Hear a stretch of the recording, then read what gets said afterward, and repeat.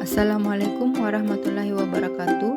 Perkenalkan, saya Nurmayanti SP, peserta Latsar CPNS tahun 2022, gelombang 5, angkatan 15, kelompok 2. Saya juga merupakan penyuluh pertanian ahli pertama yang ditempatkan di BPP Kecamatan Bambang yang di bawah naungan Dinas Pertanian. Kali ini saya akan menjelaskan tentang aku, Smart ASN, instansi dan bidang tugasku.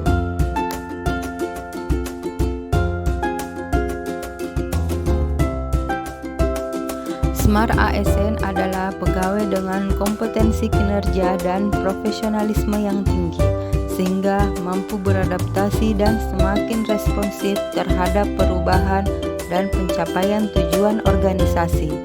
Adapun nilai-nilai Smart ASN yaitu integritas, nasionalisme, profesionalisme, berwawasan global, menguasai IT, dan memiliki jaringan luas.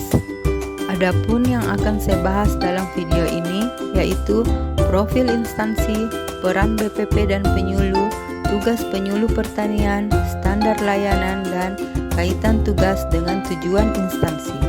Adapun yang pertama, profil instansi. Dinas Pertanian Kabupaten Mamasa saat ini di bawah kepemimpinan Bapak Mentong SP MSI. Adapun visi Dinas Pertanian yaitu terwujudnya pertanian yang maju, produktif, dan tangguh sebagai pilar utama pembangunan ekonomi daerah. Dengan misi membina dan mengembangkan komoditas pertanian perkebunan yang potensial, mengoptimalkan pemanfaatan sumber daya lahan dan teknologi pertanian, meningkatkan kualitas dan kapasitas sumber daya manusia di bidang pertanian, dan meningkatkan sarana dan prasarana pendukung pembangunan pertanian. Dan Balai Penyuluhan Pertanian atau BPP Kecamatan Bambang itu merupakan kelembagaan penyuluhan non-struktural di kecamatan yang bertanggung jawab kepada Dinas Pertanian Kabupaten Mamasa dengan wilayah binaan sebanyak 20 desa. Selanjutnya, Balai Penyuluhan Pertanian Bambang beralamat di Jalan Poros Bambang Mambi, Desa Rantepalado, Kecamatan Bambang, Kabupaten Mamasa. Di BPP Kecamatan Bambang ini ditempatkan beberapa perangkat petugas yang terdiri dari 1 orang koordinator BPP, 2 orang petugas administrasi, dan 12 orang petugas penyuluh pertanian lapangan. Adapun peran BPP dan penyuluh pertanian dalam kelembagaan petani. Yang pertama, menyusun program penyuluhan tingkat kecamatan sejalan dengan program tingkat kabupaten. Yang kedua, melaksanakan penyuluhan pertanian sesuai program penyuluhan pertanian.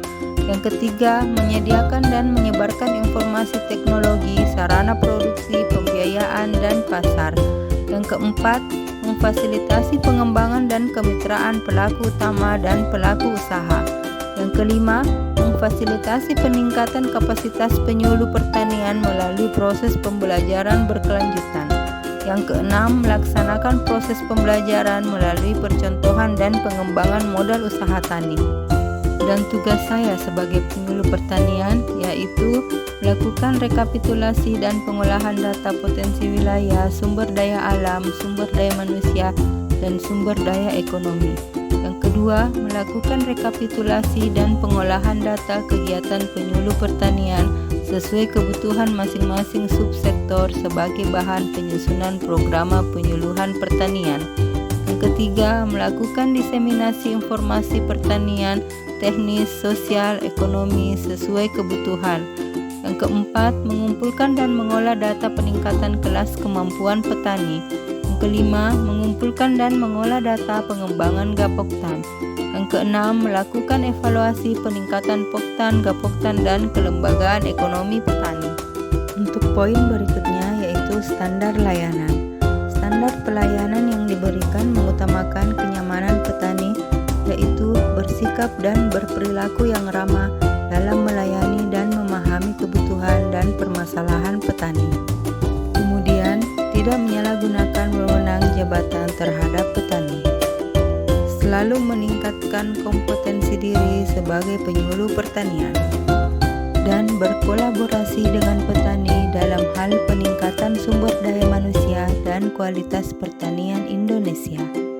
Kaitan tugas dengan tujuan instansi, yaitu tugas pokok dan fungsi kerja yang dilakukan berjalan beriringan dengan tujuan instansi yang mana untuk menyelenggarakan penyuluhan pertanian di tingkat kecamatan, menjadikan pelaku utama yang tangguh dan mandiri dengan menggunakan pembinaan dan pengembangan petani di kalangan petani. Sekian penjelasan tentang Aku Smart ASN, instansi dan bidang tugasku. Terima kasih dan Assalamualaikum warahmatullahi wabarakatuh.